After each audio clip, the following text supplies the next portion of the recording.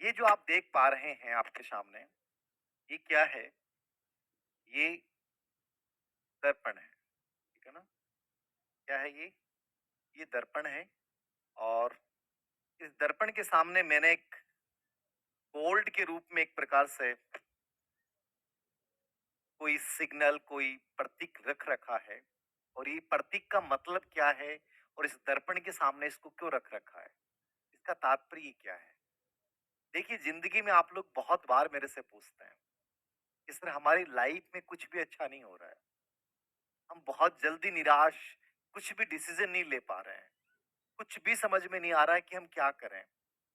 वास्तव में हमारी जो ज़िंदगी होती है ना, उसमें जो सबसे बड़ा मुकाबला है ना आपका, वो अपने आप से होता है। जो हमारे चेहरे की धूल जो होती है ना, हम उसको कभी भी नहीं पूछते हैं और हम अगल और बगल वाले की चेहरे की धूल को देख-देख के और अपने डिसीजन लेते रहते हैं। याद रखना कि लाइफ में आपको सक्सेस का मास्टर बनना है, अपनी लाइफ का कंट्रोल बनना है। तो एक बार खड़े होकर, इस दर्पण के सामने खड़े होकर अपने आप को देखना है कि तुम्हारे जीवन का मीनिंग क्या है, तुम्हारे लाइफ का पर्पज क्या है, तुम आए क्यों हो याद रखना। तुम इसलिए थोड़ी आए थे कि तुम अतीत की चीजों को लेकर बैठ जाओगे। तुम उन परिस्थितियों की बात करोगे जो तुम्हारे नियंत्रण से बाहर हैं। तुम उन लोगों की बात करोगे जो तुम्हारे जीवन को डिसाइड नहीं कर सकते, लेकिन उनके बारे में सोचकर तुम अपने जीवन का बेशकीमती समय बर्बाद करोगे। तुम उन अतीत की असफलताओं के बारे में बात करोगे जिनका वर्तमान के पलों से कोई मतलब नहीं है।